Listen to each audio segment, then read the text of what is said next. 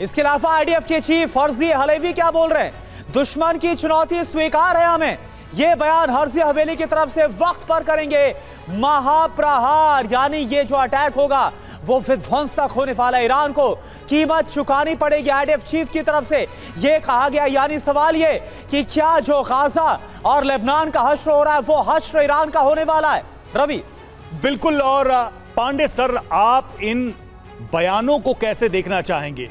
ये क्या सिर्फ बदले की कार्रवाई तक रहेगा या फिर वो जो बात कह रहे हैं यॉव गैलेंट की, या तो ईरान रहेगा या फिर इजराइल रहेगा?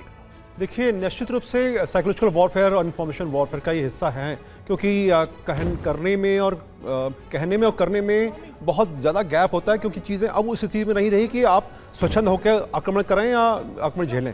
तीन बातें जो महत्वपूर्ण है मैं कहना चाहूँगा कि ईरान ने जो ये ट्रू का जो ऑपरेशन किया उसके बाद कहा कि हमारी तरफ से ये आक्रमण पूरा हो गया है, अब हम आगे लड़ाई नहीं करेंगे। ये वो जानते हैं कि अगर आगे बढ़े तो इजराइल क्या करेगा उनका। दूसरी बात, आज नमाज के बाद खुमैनी ईरान में आम लोगों को संबोधित करेंगे, जो कि 2020 के बाद जब सुलेमानी की हत्या हुई थी उसके बाद ये पहली बार हो रहा है कि वो संबोधन देने वाले हैं, और कहा जा रहा है कि ईरान की क्या स्ट्रेटजी होगी आगे उसका शायद रहस्योद्घाटन हो।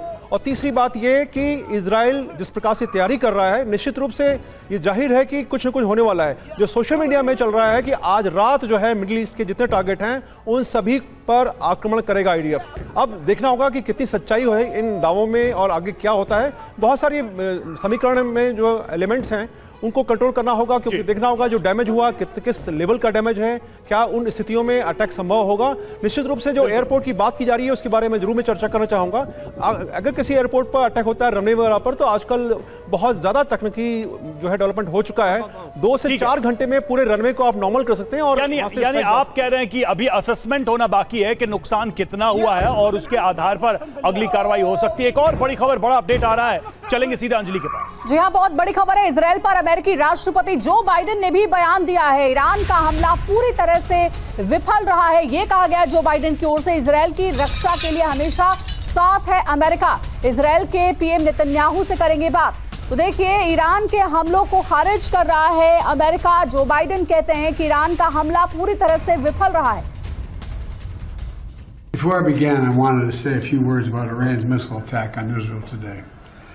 At my direction, the United States military actively supported the defense of Israel, and we're still assessing the impact.